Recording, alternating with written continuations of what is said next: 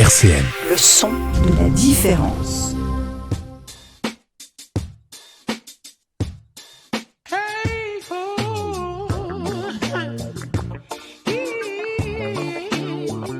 Midi 30, le micro déconfiné avec Lionel sur RCN. Bonjour chers auditeurs et chères auditrices, bienvenue pour cette nouvelle édition du micro déconfiné. Et ce matin, je suis avec Sarah. Comment ça va, Sarah ? Ça va très bien, merci, et toi ? Ça va très très bien aussi. Alors aujourd'hui, on a fait plein de choses. On a fait plein de choses cette semaine. On est allé voir les EduxP de la prévention du conseil départemental 54. Et on reçoit aujourd'hui, on a l'honneur de recevoir dans nos locaux le président d'une association qui s'appelle ESN, donc Erasmus Student Network. Comment ça va, Valentin ? Super, et vous ? Ça va très bien aussi. Tu n'es pas venu seul, tu es venu avec Malcolm, qui est stagiaire, si je ne me trompe pas. C'est ça. Très bien. Ça va bien, Malcolm ? Ça va très bien, et vous ? Bon, ça va très très bien aussi. Oh, écoute, on a l'impression d'être déconfiné avec cette émission. On fait comme si, c'est l'objectif. Alors, avant de vous cuisiner un peu, on va se lancer un petit son. On est allé voir, Sarah et moi, donc comme je le disais précédemment, la prévention spécialisée du conseil départemental 54. On écoute tout de suite le petit son. Gauthier Monaco, je suis éducateur spécialisé pour le conseil départemental sur une mission de prévention spécialisée, donc sur le quartier du Haut-du-Lièvre et des zones de Maxéville. On continue d'accompagner des jeunes de manière individuelle. On essaie de maintenir des projets collectifs, mais du coup en réduisant les groupes jusqu'à 6 personnes maximum, avec les éducateurs compris. Alors c'est un chantier contrepartie qu'on essaie de mettre en place, dont la finalité c'est de réaménager l'espace vert qu'il y a devant nos locaux pour y faire un jardin de culture, de légumes, de fleurs, etc. Mais aussi pour pouvoir accueillir les jeunes en extérieur. Et donc on a 6 jeunes qui viennent participer à ce chantier sur une semaine approximativement, les après-midi. Et du coup, ils font du jardinage, on va construire des bacs, des petits ateliers de menuiserie. Et la contrepartie pour ces jeunes, c'est qu'ils pourront partir en séjour dans les Vosges fin août pendant quelques jours avec nous, donc encadrés par des éducateurs de l'équipe. Par rapport à il y a un an, on a eu le temps de mettre des choses en place, et puis de tous les cas, on savait qu'il allait y avoir on se doutait plus ou moins qu'il allait y avoir quand même un confinement. Donc après, on peut jamais vraiment trop savoir, mais on laisse pas tomber non plus tous les projets parce que c'est important, et puis parce que dans ce cas-là, on fait plus rien, quoi. On a essayé de profiter de ce temps-là pour faire des choses qu'on n'avait pas forcément prévues. On a un petit peu plus de temps parce qu'on accueille un petit peu moins de jeunes, évidemment, que par rapport à la normalité des autres années. Donc on profite effectivement, justement, on a fait des chantiers à contrepartie loisirs avec les jeunes, là, comme ce qui va se faire cette semaine. On profite un petit peu aussi de réaménager le local. Voilà, on a essayé de s'adapter avec beaucoup moins de jeunes, en essayant de respecter évidemment les gestes barrières, donc sur des petits groupes. Et sur des choses qu'on avait laissées un petit peu de côté parce qu'on était pris dans d'autres projets, dans les réunions, etc. Et le fait d'en avoir un peu moins, ça nous a permis de dégager du temps pour aussi profiter d'être encore un peu plus de ce temps-là avec les jeunes pour faire des choses qu'on n'avait pas encore fait, quoi. En fait, on anticipe depuis l'année dernière, parce que sans savoir s'il y avait encore des restrictions, des confinements, etc. Depuis déjà l'année dernière, dès le mois d'avril-mai, on avait anticipé sur les séjours d'été, les séjours, etc. En anticipant pour que si on part, les jeunes soient seuls dans les chambres, en anticipant sur les véhicules, qu'on ait suffisamment de véhicules pour respecter la distanciation. Donc là, en fait, maintenant, on fait comme si il y avait encore une fois cette distanciation, mais là, cet été, par exemple, on prévoit déjà sur des petits groupes et de la distanciation au niveau de l'hébergement, etc. Midi 30, le micro déconfiné avec Lionel sur RCN. C'est dur, mais on ne laisse pas tomber tous les projets, nous disait Gauthier et son équipe. Qu'est-ce que vous en pensez, Valentin, par exemple ? C'est totalement vrai. On ne peut pas se permettre de laisser tomber des projets. On en laisse tomber certains, mais par laisser tomber, je dis mettre de côté, pas supprimer. Mais c'est vrai que l'idée principale, c'est de continuer, quoi, de ne pas arrêter. Parce que on sait que si on s'arrête, c'est difficile de reprendre en fait. Alors j'ai vu que vous étiez une des plus grandes associations de Nancy. Combien vous êtes au sein de l'association et aussi comment fait-on pour devenir bénévole au sein de cette association? Plus grand asso, je sais pas. Une des plus grandes assos au niveau étudiant, Erasmus. Ok. Tout ça. Ouais. L'asso, en ce moment, elle compte environ 40 bénévoles. Donc par là, je compte tous les bénévoles, ou 40 en me comptant dedans, hein, président et tout le bureau. 40 bénévoles, c'est ça. Et en fait, on rejoint l'asso en remplissant une fiche. Si on est intéressé, on remplit une fiche avec des critères de type pourquoi tu veux rejoindre l'asso, qu'est-ce qui te motive, qu'est-ce que tu aimerais implanter dans l'asso. Et voilà, c'est assez simple. Si les motivations sont là, c'est tout gagné en fait. En fonction des places disponibles, bien sûr aussi, mais... Alors, on parle du nombre, etc., mais quel est le but de votre association? Oui. Alors, si je pouvais résumer ça en quelques phrases et en 2 missions principales, parce que l'asso, en général, il y a 2 missions principales qui ressortent. La première, ça va être d'intégrer et d'aider les étudiants internationaux sur Nancy. Et la deuxième mission, ça va être de sensibiliser à la mobilité internationale auprès du public local, donc les étudiants locaux en gros. Voilà. Alors, qui dit mobilité dit on évite d'être aux confins, on évite d'être en confinement. En tout cas, on se débrouille pour faire de son mieux. Et ça tombe bien, c'est le thème de la chanson qu'on va écouter tout de suite. C'est un morceau de Black Pumas qui s'appelle Confines. Moi, perso, j'adore. Et puis, c'est carrément dans le thème. Hein, on vit ça en ce moment. On est tous confines quelque part. Black Pumas.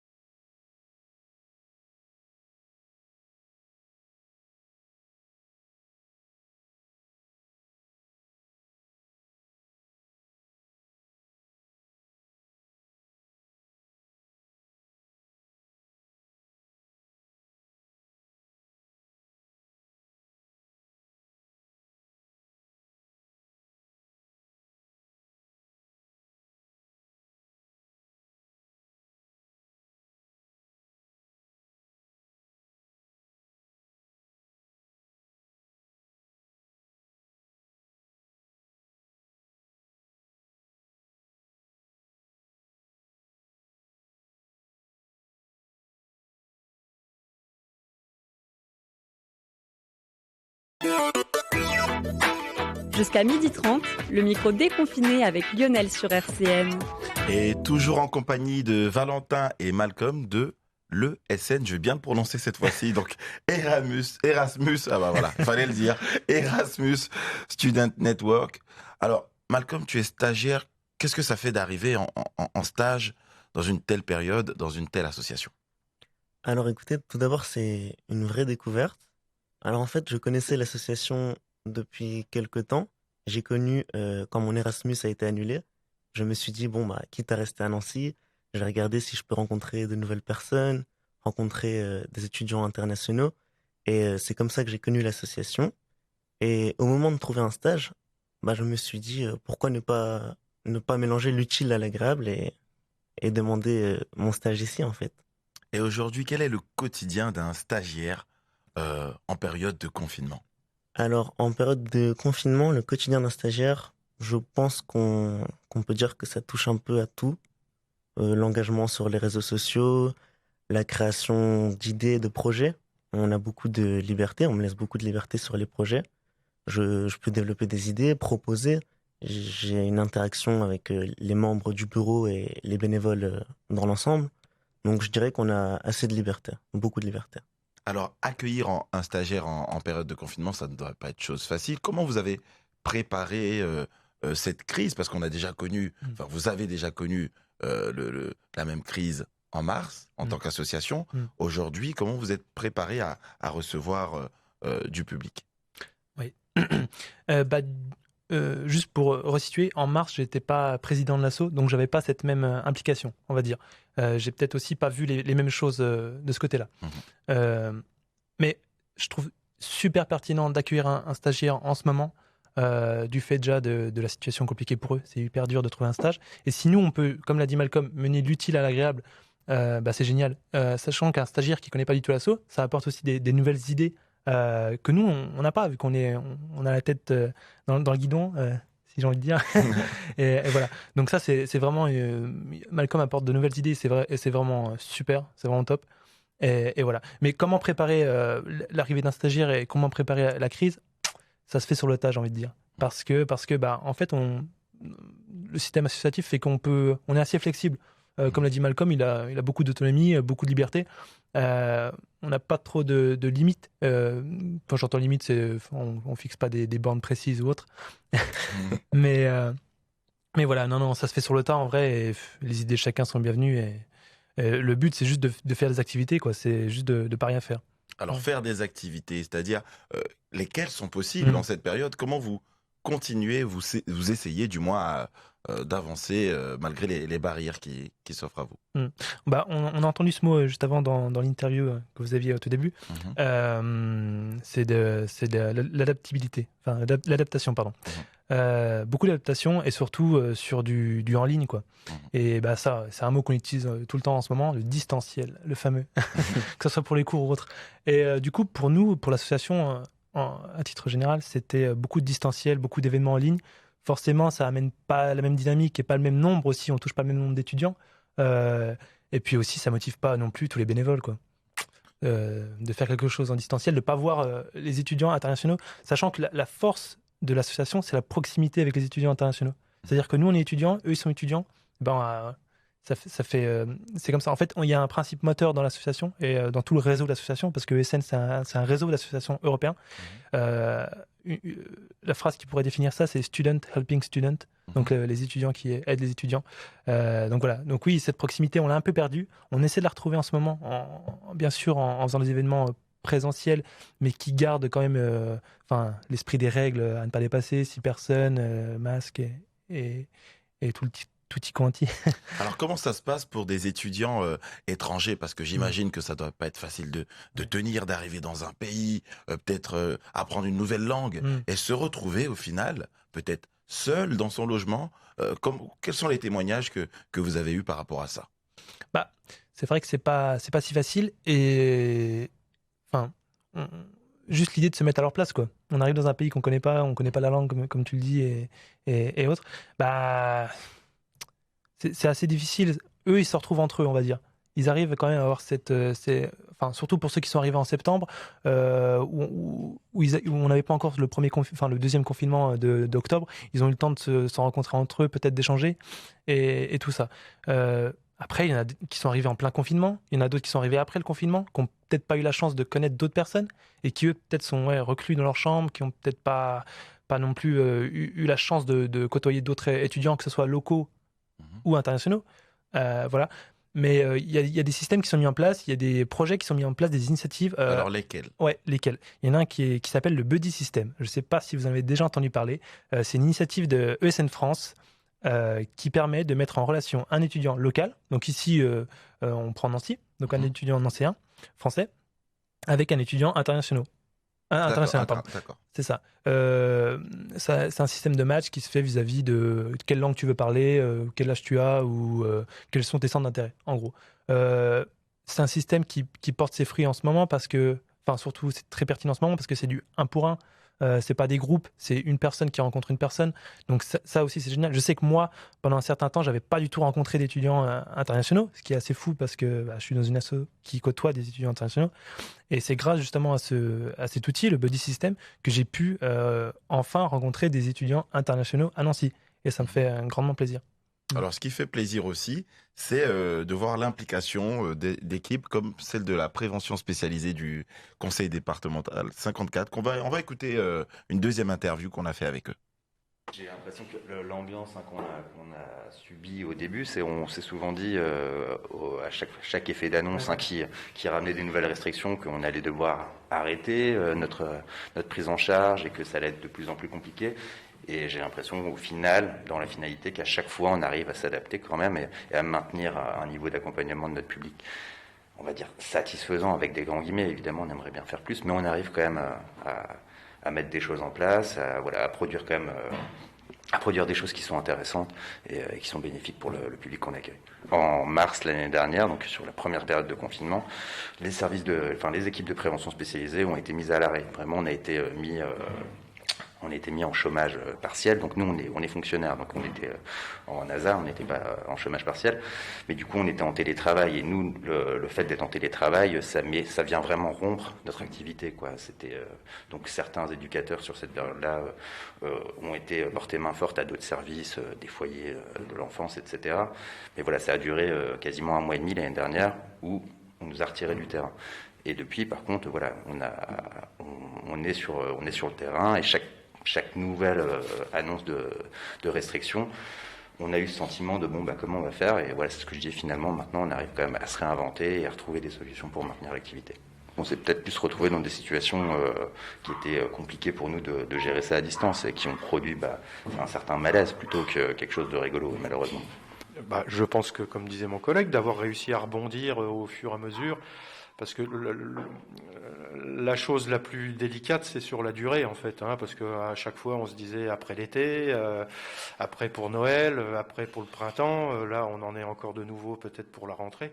Donc, c'est d'être sur la durée, d'avoir réussi à rebondir, de trouver des solutions pour, en tout cas, garder le contact à un maximum avec les jeunes, avec le quartier, et entre nous, avec les collègues, voilà. Je crois que oui, on a bien rebondi, on a réussi.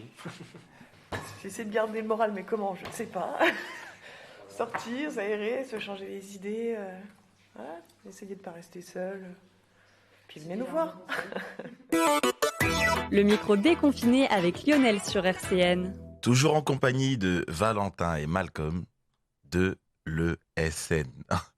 J'ai bien dit cette fois-ci. On est bon. On est bon. Alors, l'équipe de prévention nous disait la chose la plus dure, la plus délicate du moins, c'est de persévérer dans la durée. Qu'est-ce que vous en pensez ? Ouais.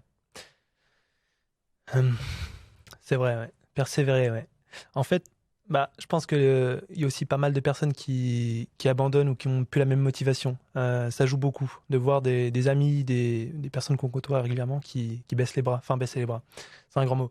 Mais qui ont plus cette même motivation, et ça se comprend totalement. Mais c'est vrai qu'il faut persévérer, se réinventer, s'adapter. C'est des mots que j'ai beaucoup entendus là. Mais c'est des mots qui sont très très pertinents et qui sont totalement vrais. Et étant donné que vous ne pouvez pas organiser d'événements en présentiel, comment vous faites pour garder ce lien avec les étudiants internationaux justement à distance en fait ? En ce moment, on passe beaucoup par les réseaux sociaux, donc de type Facebook, Instagram. On a aussi mis en place un Discord où les étudiants peuvent venir s'ils ont des questions ou autres, où on organise des fois des activités de type blind test, des meetings, des speed meetings. Donc voilà, ou des événements du type. Après, ça attire pas forcément les étudiants, sachant que eux, ils sont en cours à distanciel, ils ont toute la journée de 8 à 18 heures peut-être, et ils sont derrière leurs écrans. Est-ce qu'ils ont envie de passer encore la soirée derrière leurs écrans ? Ça, c'est une question à se poser. Mais voilà, on essaie de les toucher toujours. Il y a toujours des initiatives. Par exemple, un exemple, on est en collaboration avec la mairie de Nancy, la métropole du Grand Nancy et le Crous sur une initiative qui s'appelle Fin d'échange, qui en décembre permet de mettre en lien un étudiant international avec une famille nancéenne. Donc voilà, l'idée principale hors Covid, c'est un étudiant vient manger un soir chez une famille nancéenne. Donc ça, c'est vraiment top pour l'inclusion des étudiants internationaux dans la vie nancéenne locale. Forcément, ce décembre 2020, ça a été adapté et ça s'est passé une fois encore sur Discord. Donc il y a toujours des solutions et comme on l'a dit, c'est s'adapter, persévérer, toujours trouver des solutions. Voilà. Qu'est-ce qui vous a le plus surpris durant cette crise ou par rapport à la façon dont vous avez dû vous adapter justement aux situations sanitaires? Ce qui m'a le plus surpris, moi, c'est qu'il y a toujours des mobilités, en fait. Il faut toujours aider les étudiants. Ils sont toujours là. On a beau se dire, il n'y a plus de voyage, il n'y a plus rien. Mais en fait, il y a toujours des étudiants, en tout cas sur le sol nancéen et partout en France et partout en Europe d'ailleurs. Il y a toujours des mobilités, en tout cas. Moi, ça m'a un peu surpris. Je pensais que ça allait couper court à tout. Je sais que, à titre d'exemple, Malcolm ici devait partir en Espagne. Voilà, ça a été annulé. Bon, ça arrive. J'espère que tu pourras plus tard. On te le souhaite, Malcolm. Voilà, on te le souhaite. Mais oui, non, ça continue toujours. Après, au niveau surprise aussi, c'est la motivation, j'en parlais tout à l'heure, des bénévoles. Elle est toujours là, il y a toujours une motivation. Et ça, c'est assez fou aussi, de toujours donner du temps et de l'énergie, parce que c'est pas mal d'énergie aussi de s'adapter. C'est pas mal d'énergie. Alors toi, Malcolm, comment tu envisages l'avenir? Alors bon, malheureusement, cette année n'a pas été la bonne pour aller sous le soleil espagnol, donc tu vas rester avec nous dans le froid nancéen, mais attention, dans la chaleur humaine aussi nancéenne. On essaye de compenser comme on peut. Alors comment tu envisages, toi, l'avenir par rapport à ton projet d'être un étudiant Erasmus? Alors c'est assez dur de se projeter, je pense, pour beaucoup de gens, même en dehors d'Erasmus, que ce soit même les masters. Beaucoup de personnes se disent je vais changer de ville, mais on réfléchit toujours à ok, ça va être quoi les mesures dans le futur en fait? Qu'est-ce qui va se passer? Comment ça va être? Que faire? Et c'est assez compliqué d'y réfléchir, mais on doit y penser. C'est un besoin et c'est pour nous. Et au niveau de la pédagogie, comment les profs se sont adaptés à cette situation? Parce que bon, tu es en stage, donc je pense que tu fais partie des chanceux. Comment ça se passe pour ceux qui ne peuvent pas entrer en stage ou pour les professeurs qui se rendent compte qu'au final, ce sera difficile de pousser les élèves à faire des stages? Alors comme vous dites, oui, je fais partie des chanceux, on peut le dire. Il y a encore énormément de personnes qui n'ont pas trouvé de stage. Et ça, c'est comme Valentin, par exemple. Et c'est assez malheureux. Et c'est vrai que les réactions ça dépendait énormément des personnes. C'est-à-dire que fut un temps, on nous a dit mais non, vous trouverez un stage. Mais les situations ne permettaient pas de trouver un stage aussi facilement. Et donc, je pense que l'enseignement supérieur était aussi dans une phase d'inconnu. Et c'est très compliqué même pour eux, je pense, au niveau de l'organisation. Et certains ont su rebondir en proposant des travaux de recherche ou d'autres choses. Alors, quel type de travaux on vous propose pour combler un peu cette défaillance due à la situation? Alors écoutez, là, comme vous avez dit, je fais partie des chanceux, donc je ne sais pas exactement quel type de travaux, mais je crois que ça parle au niveau professionnel, sur justement la projection au niveau professionnel. Je crois que c'est ça. D'accord. De ton côté, Valentin, est-ce que tu as eu vent de travaux que certains étudiants ont dû avoir pour compenser justement? Non, pas du tout. Non. Moi, pas je suis tellement. non. Et au niveau des associations, du coup, comment vous faites pour... j'imagine que vous travaillez en lien avec d'autres associations aussi étudiantes. Comment ça se passe pour continuer à maintenir l'activité? On a la chance, nous, à Nancy, il y a une antenne AnimaFac. Alors, qu'est-ce que AnimaFac pour nos auditeurs? Alors, AnimaFac, c'est une asso qui gère d'autres assos, en gros, qui met en lien des assos et qui gère des activités pour justement mettre en lien des assos. Et voilà, donc on a la chance d'être avec AnimaFac, qui nous permet, par exemple, de nous dire, tiens, il y a tel asso, ça serait vraiment intéressant de faire une activité avec elle ou autre. Voilà. Mais sinon, j'en parlais plus tôt, ESN, c'est un réseau d'associations, c'est-à-dire qu'il y a plusieurs antennes en France. Le chiffre, c'est 37 en France. Donc, ça va être dans les plus grandes villes. Plus grandes villes. Les villes qui accueillent le plus d'étudiants internationaux, en tout cas, là où il y a une forte demande. Ça va être par exemple Strasbourg, Nancy, Montpellier, Brest, Lille. Voilà, j'ai un peu fait le tour. Paris, bien sûr. J'ai à peu près fait le tour de la France. Mais voilà, on a cette force, nous, à ESN en tout cas, d'avoir ce réseau qui nous permet d'échanger. Ah bah tiens, comment ça se passe toi avec les étudiants de ta ville? Quelles activités vous avez pu mettre en place? Ah bah nous on a une baisse de motivation. Ah bah oui mais tiens, tu peux faire ça pour contrer ça ou autre. Et ça c'est fou et c'est une vraie force qu'on a. Alors, échanger, ça passe aussi par le lien musical. Et c'est ce que nous propose Magenta avec le titre Nikki 3. Est-ce que je prononce bien, Sarah? Ou Nikki 3? Nikki 3, Nikki 3, c'est selon tes envies, c'est comme tu veux. Nikki 3 en italien. C'est parti, Magenta, Nikki 3.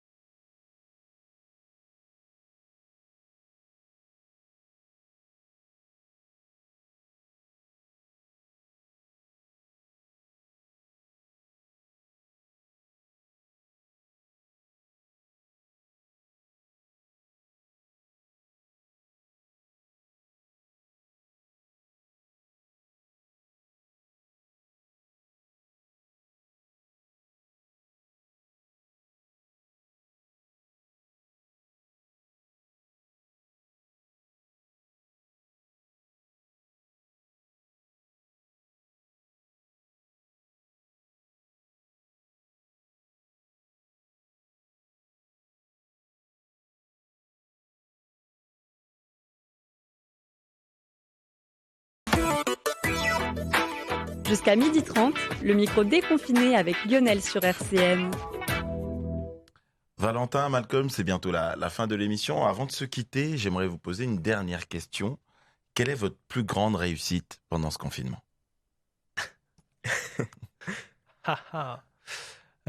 Pendant ce confinement, la crise du Covid ou le confinement? Allez, on va prendre la crise du Covid allez, on parle globalement. On parle là-dessus.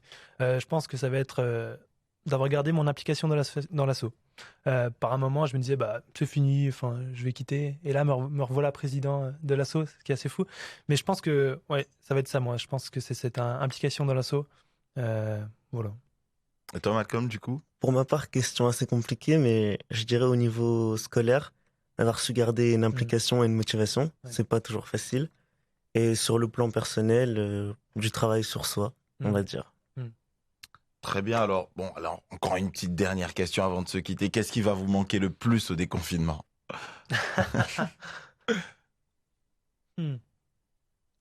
Au déconfinement, c'est-à-dire quand on revient à la normale? Exactement, quand on pourra jeter les masques, etc. Qu'est-ce qui va nous manquer le plus? Pas grand-chose, peut-être. Pas grand-chose. Peut-être les cours à distance? Non. Les cours à distance? non, bien sûr que non. Non, j'ai pas de réponse là. Peut-être au niveau de l'impact qu'a eu le Covid, par exemple, sur l'environnement ou sur d'autres causes. Par exemple, pour les petits commerçants, à voir. Bon, on espère du moins que au niveau écologique, on va se maintenir. En tout cas, merci d'avoir été là avec nous aujourd'hui. Donc, je rappelle que c'était Valentin, président de l'association ESN, et Malcolm, stagiaire. Merci, Sarah, de m'avoir accompagné tout au long de cette émission. Merci, chers auditeurs, et on se retrouve très, très vite sur RCN 90.7. À bientôt. Midi 30, le micro déconfiné avec Lionel sur RCN. RCN, www.rcn-radio.org